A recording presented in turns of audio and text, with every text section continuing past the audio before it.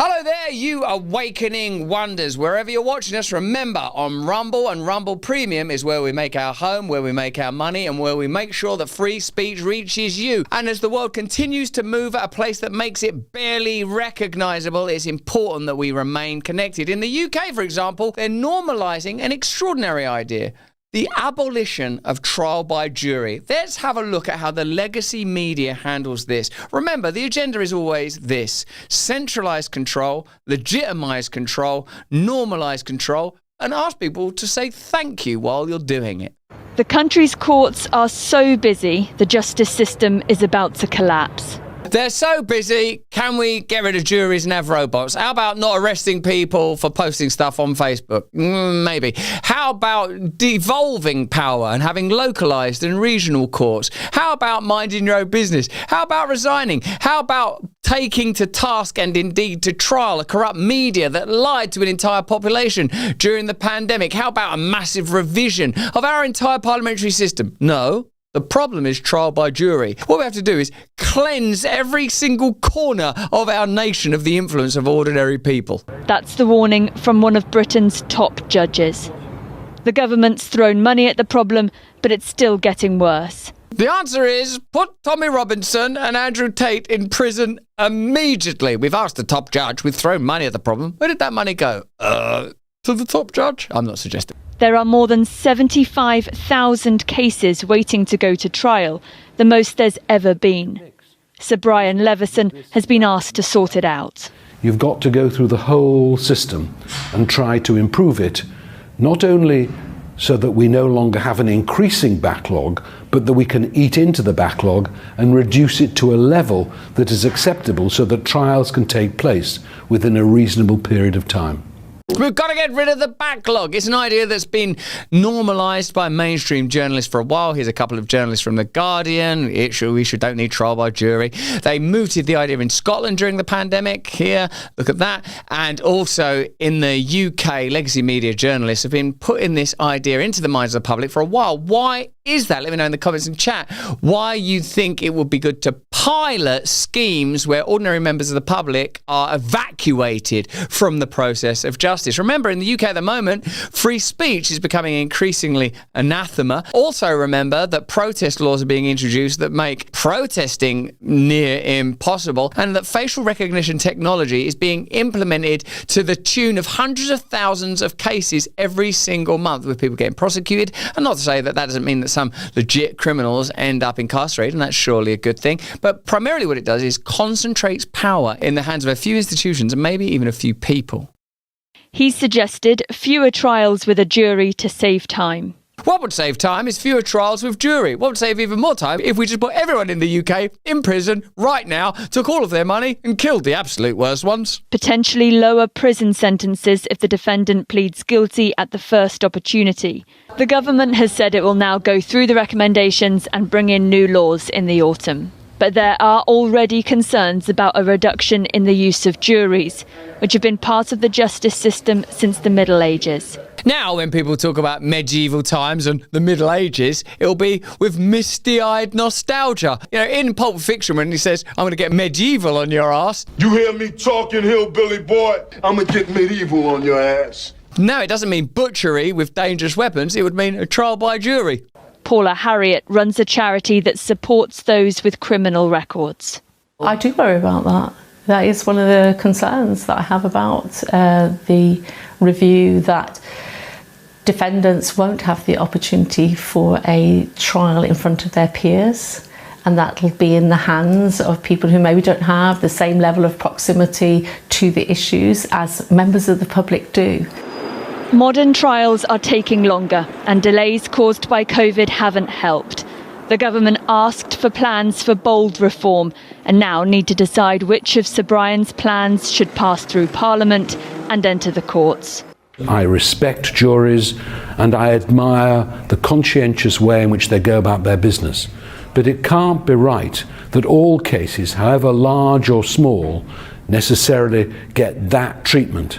As somebody has said, it may be that a jury system is Rolls-Royce, but if there are many cars on the road, the Rolls-Royce isn't moving. His upper lip was getting a bit too wet during all that. I'm not sure we can trust this fella just on the basis of upper lip perspiration. Maybe we should give the guy some sort of trial. Maybe we should judge it with a jury. No, AI will be better, or some unelected military dictator. Yes, that would be a perfect system. Let's have a look at how Europe as a whole seems to be amending its position to, come in, Nurse Nikki, to jury trials. But first of all, I'm going to be looked at because I'm not a well man. I'm facing actually trial by jury in the United Kingdom next year, hopefully by jury. I think I'll do better with human beings like me rather than AI robots, but who knows these days. In January 2023, the French government announced it will be scrapping jury trials for rape cases and all crimes with a maximum sentence of 15 to 20 years, citing a need to clear the backlog and make the court system more efficient. Academic papers are even discussing the possibility of replacing jurors with ChatGPT-like artificial intelligences, a possibility too horrendous to contemplate.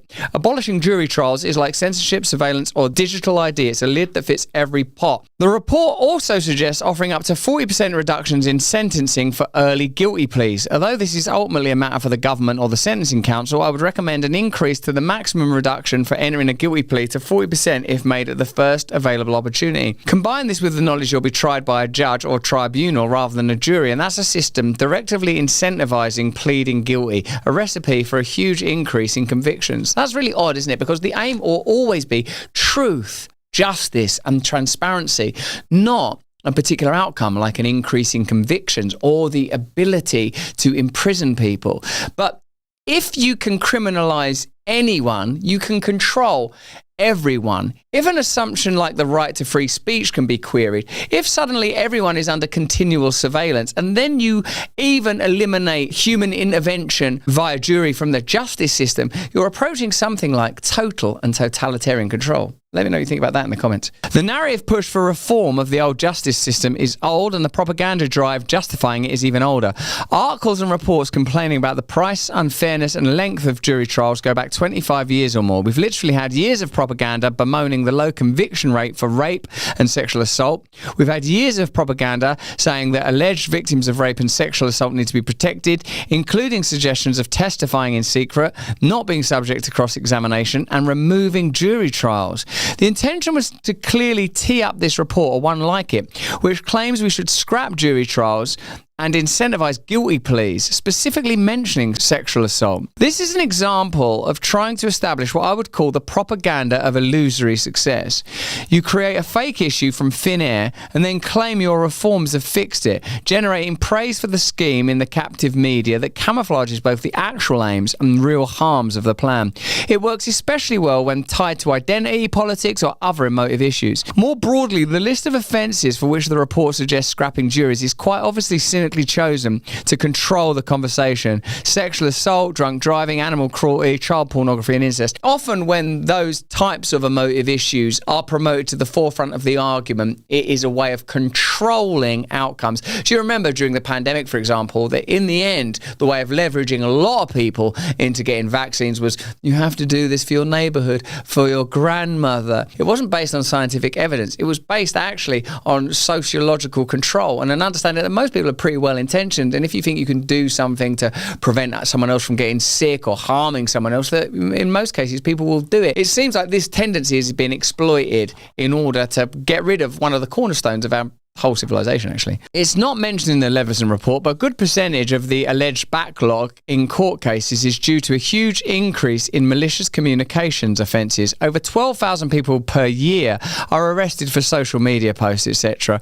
More than double the pre-pandemic numbers. Increasing the number and types of criminalised behaviours will inevitably increase the number of criminals. Yes, of course, if you create new crimes, you are creating new criminals. And 12,000 arrests for malicious content seems high. Let me know what you think in the comments and chat. Most of you are flat out criminals, just one by one parading by. And you might say, well, give me a fair trial of a jury. The answer to that, if you're in the UK, is absolutely not. Free speech is under attack, Jack, but Rumble refuses to take it lying down. Rumble is farting out the fierce cock of authoritarianism and clamping shut the butt cheeks of free speech, baby. It's more than a subscription, it's a stand for free speech. Your voice matters. For a limited time, you can get $10 off an annual plan using the Rumble code BRAND. Visit rumble.com/premium/brand and claim your discount today. Together we can turn the tide, whether you join Rumble Premium or simply keep watching. Your support helps keep free speech alive, and with free speech we can be free together. Subscribe to Rumble now. Prison reform is a major part of the plan for the future too. Since Labour won the election last year, there's been a constant drizzle of prison crisis stories. In March, we were warned of a prison system in crisis that could possibly collapse by 2026 if rapid action was not taken. The same month, Labour were forced to implement Operation Safeguard to deal with prison overflow. Last month, a report claimed overcrowded prisons fuel prisoner violence. In September last year, Labour, that's the party of government, publicly released hundreds of criminals early in order to ease overcrowding and make room for newly convicted social media offences. Following the incredibly fake riots, they later admitted to releasing dangerous criminals by mistake. Why did this story hit the headlines? Why wouldn't they do this in secret? Because the outrage is part of the story. You're being offered a false choice. Also, we can probably expect increased privatisation. The UK already has the most private prisons in Europe, with 17 of England's 122 prisons holding 18% of the prisoners being run privately. The first of Labour's 4 new prisons, HMP Millsyke, is already complete and is confirmed to be privately run and green. In headlines up and down the country, Leveson has claimed the measures outlined in his report are needed to prevent the collapse of our criminal justice system, but these measures are the collapse of the criminal justice system and start of a criminal justice system. So there you have it. The United Kingdom is implementing facial recognition technology, the criminalisation of free speech, the foreclosure almost of the right to protest, all stories that we've covered in recent weeks, and now wants to abolish trial by jury. And even if the response to an outrage, the likely outrage that will follow this will be, it's only under certain circumstances and for very particular trials, you know that the way that they introduce these measures is incrementally. You know that whenever you see a mainstream legacy media news story, it's a kind of testing of the water, and you also know that their intention is always maximal control. It seems to me that the ultimate desire is to turn the UK into something resembling a prison or an airport, where your entire life is modulated and controlled, where you carry a digital ID, where your bank accounts can be frozen at will, where if you're anything other than totally obedient and compliant, you can be criminalised immediately, recognised digitally, and jailed without trial. But that's just what I think. Let me know what you think in the comments and chat. Remember, get Rumble Premium to support our work, but more important than any of that, if you can, please